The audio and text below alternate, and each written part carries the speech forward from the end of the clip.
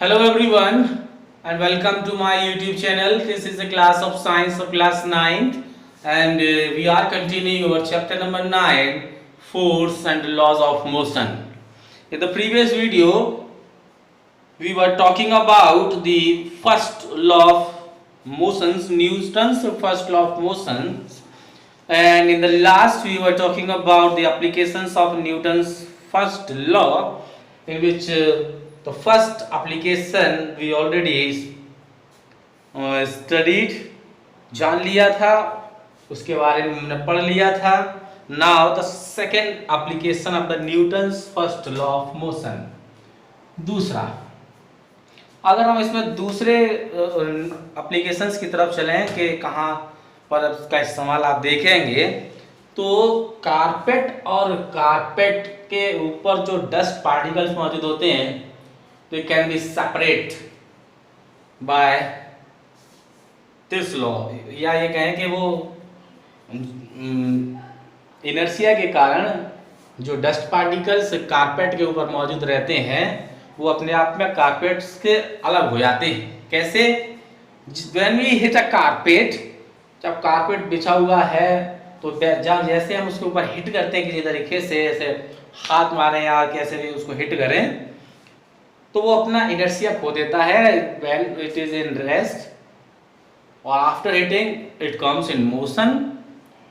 पहले वो रेस्ट में था कारपेट, लेकिन जब हम उसको हिट करते हैं तो वो अपने आप में मोशन में आ जाता है. लेकिन the dust particle which are present on that carpet remains in rest. लेकिन जो पार्टिकल्स उसके ऊपर मौजूद थे वो अपने इनर्शिया प्रॉपर्टी के कारण, यानी कि इनर्शिया प्रॉपर्टी के कारण मैंने आपको बताया था कि जो ऑब्जेक्ट रेस्ट में, वो रेस्ट में ही रहना चाहेगा, और जो अपने आप में मोशन में था वो मोशन में ही रहना चाहेगा. तो जो पार्टिकल्स वहां पर रेस्ट में थे वो रेस्ट में ही रहना चाहते हैं. तो जैसे ही हम कारपेट को हिट करते हैं तो जो डस्ट पार्टिकल्स थे वो वहीं की वहीं रह जाते हैं, और जो डस्ट पार्टिकल्स थे वो कारपेट से अलग हो जाते हैं. हिट करेंगे तो हिट करने के कारण कारपेट अपने आप में मोशन में आ जाएगी, डस्ट पार्टिकल्स अपने आप में रेस्ट में ही रहेंगे, जिसके कारण वो एक दूसरे से अलग हो जाते हैं. उसी तरीके से तीसरे एग्जांपल में अगर हम बात करें, अगर तीसरे एग्जांपल में भी अगर हम बात वही करते हैं, when a tree is shaken, एक पौधे को लें या पेड़ को लें जो कि, और उसको तेजी से हिलाएं, तो हिलाने के कारण क्या होगा, वो अपने आप में मोशन में आ जाएगा. But fruit remains at rest due to its inertia at rest. लेकिन जो फ्रूट्स वहां पर मौजूद थे, उसके ऊपर लगे थे, वो रेस्ट में थे, और इनर्शिया के कारण वो रेस्ट में ही रहना चाहते हैं. तो ट्री अपने आप में मोशन में आ जाएगा, लेकिन फ्रूट जो है वो रेस्ट में रहना चाहेंगे. तो फ्रूट के रेस्ट में रहने से और उस पेड़ के मोशन में आ जाने के कारण जो फ्रूट्स थे वो अपने आप में टूट जाते हैं और पौधे से अलग हो जाते हैं, या पेड़ से अपने आप में अलग हो जाते हैं. तो क्वेश्चन यहाँ पर बनता है कि किस तरीके से फल जो है वो पेड़ से नीचे गिरते हैं. तो आंसर आप यही लिख सकते हैं, due to its inertia of rest में रहने के कारण ही, क्योंकि वो ऑब्जेक्ट रेस्ट में ही था, जिस पर वो अटैच था, वो अपने आप में मोशन में आता है, और ऑब्जेक्ट के मोशन में आने के कारण जो ऑब्जेक्ट उसके ऊपर था वो अपने आप में क्या, टूटकर नीचे गिर जाता है. ऐसे ही पत्तियां भी हैं. यहाँ पर हम बात कर रहे हैं फलों की, हम लोग फ्रूट्स की बात की, उसी तरीके से लीव्स भी पौधों से डिटैच हो जाती हैं, अलग हो जाती हैं, due to the inertia of rest के इनर्शिया के कारण ही वो पत्तियां भी पेड़ से अलग हो जाती हैं, फल भी पेड़ से अलग हो जाता है, और जो डस्ट पार्टिकल कारपेट पर मौजूद थे वो भी due to the inertia of rest they are separated from the carpet, वो कारपेट से भी अपने आप में क्या, अलग हो जाते हैं. तो तीनों कंडीशंस के बेस पर ही सवाल बनता है कि ऐसा क्यों होता है कि जब हम कारपेट को हिट करते हैं तो डस्ट पार्टिकल्स बाहर निकल जाते हैं, या पेड़ को जब तेजी से शेक कराते हैं तो उसके ऊपर से फल या पत्तियां अपने आप में अलग हो जाती हैं. तो सीधा आंसर हम वहीं पर इतना ही लिखते हैं, due to the inertia of the rest they detach from the tree और they separate from the carpet. उसके बाद अब और आगे चलें, नंबर 4 की बात करें, वाला कार इज ब्रेक्ड सडनली। देखो एक कार थी, दौड़ती आ रही थी, उसमें बैठा हुआ एक पैसेंजर था या एक इंसान मैन है। जब कार पर अचानक ब्रेक लगा दिए जाते हैं तो जो इंसान उसके अंदर बैठा था वो आगे की तरफ झुक जाता है, आगे की तरफ झुक जाता है। क्यों? Due to the inertia of motion. Inertia of motion, the man में collide with the parts of the car hurting himself. भाई ऐसा हो सकता है कि वो वहां पे बैठा था और जैसे ही अब ब्रेक अचानक से लगे वो अपनी सीट से उठकर सामने शीशे के अंदर भी जाके टकरा सकता है। It is what? It is why? It is because of the inertia of motion.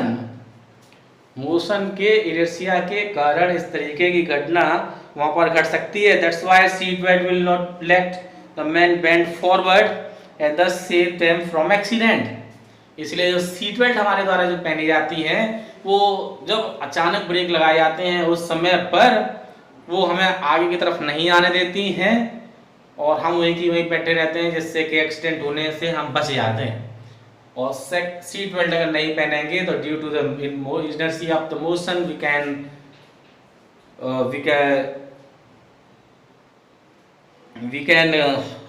Collide with the parts of the car and hurting himself. तो हम पार्ट्स, जितने भी कार के पार्ट्स हैं, किसी से भी जाकर टकरा सकते हैं और अपने आप को नुकसान पहुंचा सकते हैं। इसलिए सीट बेल्ट का पहनना भी वहां पर जरूरी पाया जाता है। उसी तरीके से आगे बात करें, मोशन में था, अभी पहले 3 एग्जांपल देखे हमने, उसके अंदर वो जिस ऑब्जेक्ट के ऊपर कोई दूसरा था, जैसे कि कारपेट के ऊपर डस्ट था, ट्रीज के ऊपर फ्रूट्स थे, तो वो अपने आप में कैसे थे, रेस्ट में। अब हम मोशन की बात कर रहे हैं यहाँ पर। कार पैसेंजर के केस में भी मोशन में थी, तो इसलिए ड्यू टू मोशन हो गया इनर्शिया। इनर्शिया जो है वो ड्यू टू मोशन हो गया या इनर्शिया इन मोशन हो गया। अब वहीं पर अगला एग्जांपल जो है, कार जब चल रही होती है तो कार के ऊपर कुछ जो लगेज बांधा हुआ होता है, रखा हुआ होता है, तो उसको बांधना जरूरी होता है, क्योंकि अगर ब्रेक्स अप्लाई कराए जाएं क्यों तो वो अपने आप में क्या कर सकता है, अगर बांधेंगे नहीं तो वो आगे की तरफ गिरेगा। जैसे कि हमने अभी मैन के केस में बात की थी, वो आगे की तरफ झुकता है, उसी तरीके से जैसे ही ब्रेक अप्लाई कराएंगे तो वो ऊपर जो रखा हुआ सामान है वो नीचे आके सामने हमारे सामने आकर गिर पड़ेगा। इसलिए उसको बांधना है। क्यों बांधना है कि जैसे जैसे कार चल रही थी वैसे वैसे वो और जो लगेज था वो भी कार के साथ में ही चल रहा था, वो भी मोशन में था। लेकिन अचानक जब कार अपने आप में क्या रेस्ट में आती है तो वो जो लगेज था वो अपने आप में मोशन में ही था, वो अपने आप में मोशन में था, वो मोशन में रहना चाहता है। इसलिए क्या करता है, जैसे ही कार रेस्ट में आती है वो मोशन में होने के कारण क्या वो सीधे आगे सामने आकर गिरता है। तो यहाँ पर भी कह सकते हैं, वो पूछा जाए कि लगेज नीचे आगे क्यों गिरता है, तो due to the inertia of motion, क्योंकि वो मोशन में था और मोशन में रहना चाहता है, इसलिए वो आगे आगे गिर जाता है। और जैसे हमने वहां पर बात किया था पत्तियों के इसमें, वो पहले रेस्ट में थी तो रेस्ट में ही रहना चाहती हैं, लेकिन जैसे ही पेड़ मोशन में आ जाता है तो वो रेस्ट में रहना चाहती हैं, इसलिए वो डिटैच कर जाती हैं। कोई रेस्ट में था तो रेस्ट में रहना चाहेगा, मोशन में था तो मोशन में। अगर रेस्ट वाली चीज़ को मोशन में ला दोगे तो जो उस पर कोई चीज़ ऑब्जेक्ट मौजूद था वो रेस्ट में ही रहना चाहेगा तो वो अपने आप में गिर जाएगा। और मोशन वाली चीज़ ऑब्जेक्ट पर कोई दूसरा ऑब्जेक्ट था और वो भी मोशन में था, और अगर पहला ऑब्जेक्ट अपने आप में किस में रेस्ट में आएगा तो दूसरा मोशन में ही रहेगा, इसलिए वो भी अपने आप में एक दूसरे से अलग हो जाते हैं। इसलिए यहाँ पर लगेज को बांधना अपने आप में जरूरी रहता है। तो इस तरीके से हम पहले नियम के एप्लीकेशंस के बारे में जान रहे थे कि कैसे वो एप्लीकेबल होता है और हमें क्या क्या करना चाहिए। तो ये हो गया। इसके बाद हम चलते हैं मोमेंटम की तरफ। मोमेंटम क्या है? Momentum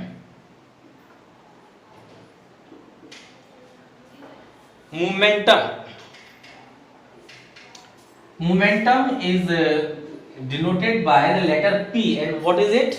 It is defined as the product of mass and velocity of object. Object की मास और वेलोसिटी के प्रोडक्ट को मोमेंटम के तौर पर डिफाइन किया जाता है. It is denoted by letter P. इसको हम P से डिनोट कराते हैं. कैसे? अगर हम इसके फॉर्मूले को देखें तो momentum is equal to mass into velocity. Mass into velocity. अब मोमेंटम को हम लोग रिप्रेजेंट करा रहे हैं P से, and P is equal to mass is represented by letter M, velocity is represented by letter V. So we have a formula P is equal to mv. एक formula हमें मिल जाता है P is equal to mv. यहाँ पर P क्या है हमारा? Momentum है. V जो है वो वेलोसिटी है, P मोमेंटम है, m mass of object whereas V is the velocity. V क्या है? अपने आप में वेलोसिटी है. अगर हम इसको यूनिट की बात की जाए तो जो यूनिट है वो हम इस फॉर्मूले से पता कर सकते हैं. अगर यहां से पता करें यूनिट की तो यदि देखिए मास है, मास का यूनिट क्या होता है? किलोग्राम. वेलोसिटी की यूनिट क्या होती है? Metre per second. मीटर पर, तो किलोग्राम मीटर पर सेकेंड, या इसको ऐसे लिख सकते हैं kilogram metre second minus 1, KG M M and S to the power -1, where it is kilogram metre per second. इस तरीके से इसको रिप्रेजेंट कराया जा सकता है. ये हो गई आपकी यूनिट ऑफ मोमेंटम.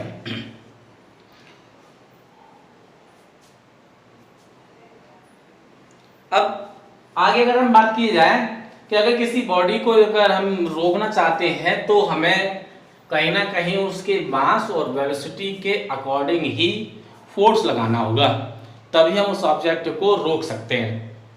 कोई मूविंग ऑब्जेक्ट था और कहा जाए कि आपको उसको रोकना है तो हमें फोर्स भी उसके मास और वेलोसिटी के अकॉर्डिंग ही लगाना होगा. तो अगर यहाँ पर कहा जाए तो ऐसा कह सकते हैं force required to stop a moving body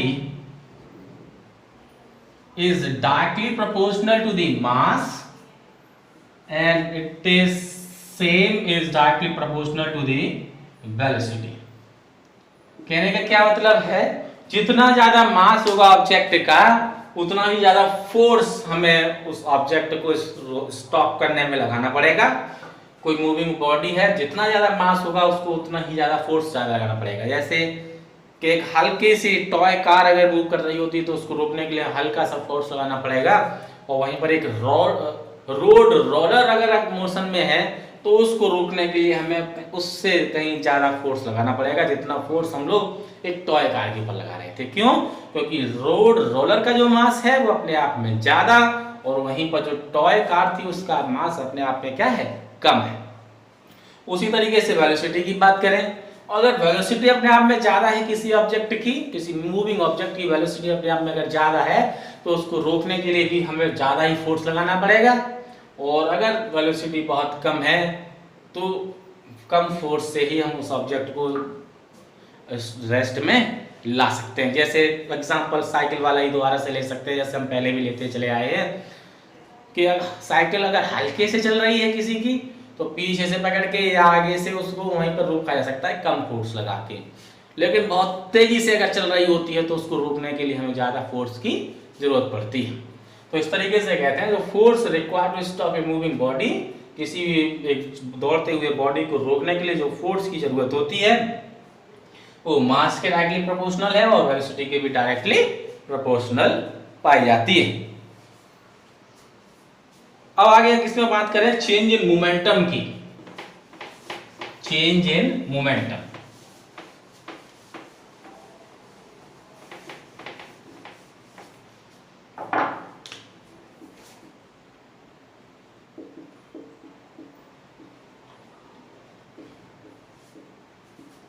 change in momentum.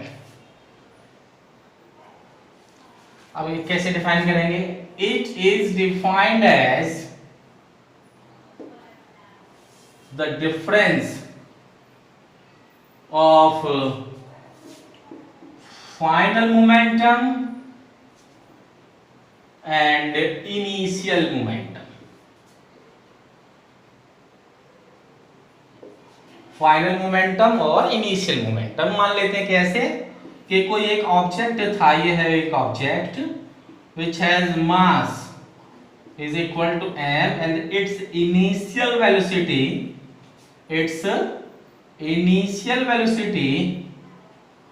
is equal to u। मान लेते हैं कि ये एक ऑब्जेक्ट था जिसकी इनिशियल वेलोसिटी u थी, जिससे इसे मोशन करना अपने आप में शुरू किया। तो यहां से अगर हम मोमेंटम p1 निकालेंगे तो वो आएगा m into u। Whereas after some time the same object having the velocity v, मास अब भी वही रहेगा उसका m, मास m ही है और वेलोसिटी अगर v हो जाती है तो कुछ समय के बाद जो उसका मोमेंटम हो जाएगा p2, that is equal to the product of mass and velocity m into v। And when we calculate the change in momentum,